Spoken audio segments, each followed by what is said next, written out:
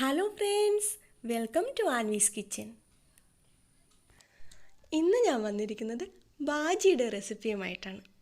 അപ്പോൾ നമുക്ക് എങ്ങനെ ഉണ്ടാക്കുന്നതെന്ന് നോക്കാം.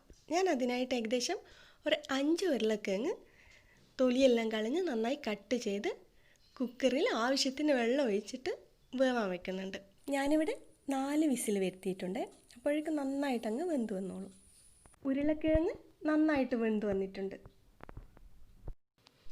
വെള്ളം നന്നായിട്ട് മാറ്റിയ ശേഷം ഒന്ന് നന്നായിട്ട് ഉടച്ചു കൊടുക്കാം. അങ്ങനെയാണ് നമ്മൾ ബാജി ഉണ്ടാക്കുമ്പോൾ പൊട്ടറ്റോ ചേർക്കുന്നത്. നിങ്ങൾക്ക് എല്ലാവർക്കും അറിയായിരിക്കും. എന്നാലും പലരും പല വിധത്തിലല്ലേ ഉണ്ടാക്കാറ്. അതുകൊണ്ടാണ് അങ്ങനെ പറയുന്നത്. പൊട്ടറ്റോ എല്ലാം നന്നായിട്ട് ഉടച്ച് റെഡിയാക്കി വെച്ചിട്ടുണ്ട്. ഇനി നമുക്ക് ബാജി മസാല ഒന്ന് റെഡിയാക്കി എടുക്കണം. പാൻ എടുത്ത് സ്റ്റൗവിൽ വെച്ചിട്ടുണ്ട്. അതിലോട്ട് ആവശ്യത്തിന് വെളിച്ചെണ്ണ ഒഴിച്ചു കൊടുക്കണം. വെളിച്ചെണ്ണ നന്നായിട്ട് ചൂടായി വരുമ്പോൾ കുറച്ച് കടുക് ഇട്ടിട്ട് പൊട്ടിച്ചെടുക്കണം. കടുക് നന്നായിട്ട് പൊട്ടി വരുമ്പോൾ നമുക്കതിലോട്ട് കുറച്ച് ഉഴുന്ന് പരിപ്പ് കൂടെ ചേർക്കണം. അതിനുശേഷം 3 വറ്റൽ മുളക് കട്ട് ചെയ്തതും കൂടിയും ചേർക്കാം. പിന്നെ കുറച്ച് കറിവേപ്പിലയും.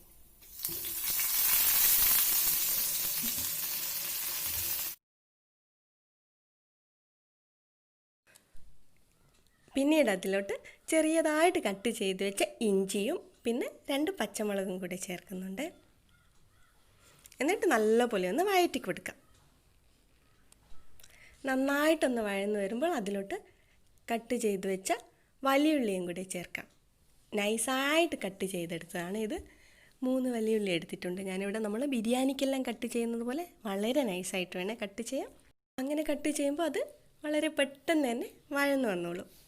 ഇനി നമുക്ക് അതിലോട്ട് ആവശ്യത്തിന് ഉപ്പ് കൂടെ ചേർത്തിട്ട് നന്നായിട്ടൊന്ന് വഴറ്റി കൊടുക്കണം. ഉപ്പ് നമ്മൾ വലിയുള്ളി വഴറ്റുമ്പോൾ വേഗം തന്നെ ചേർത്ത് കഴിഞ്ഞാൽ വലിയുള്ളി വളരെ പെട്ടെന്ന് തന്നെ വഴന്നു വന്നോളൂ.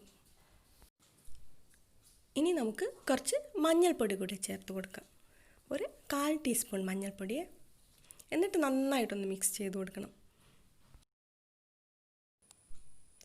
വലിയുള്ളി നന്നായിട്ട് വഴന്നു വന്നിട്ടുണ്ട്. ഇനി നമുക്ക് നേരത്തെ വേവിച്ച് ഉടച്ച് വെച്ച ഉരുളക്കിഴങ്ങ് അതിലോട്ടൊന്ന് ചേർത്തിട്ട് നല്ല പോലെ ഒന്ന് മിക്സ് ചെയ്ത് കൊടുക്കണം.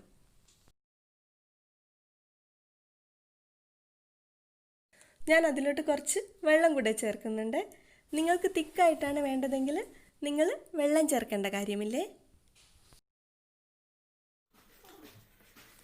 നമ്മുടെ ബാജി ഇവിടെ റെഡിയായി വന്നിട്ടുണ്ട്. നല്ല തിള വന്ന ശേഷം നമുക്ക് സ്റ്റൗ ഓഫ് ചെയ്യാം.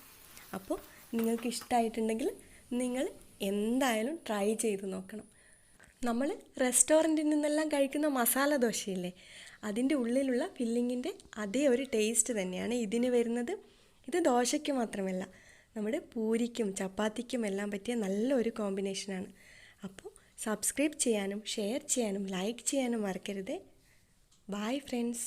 Thank you for watching.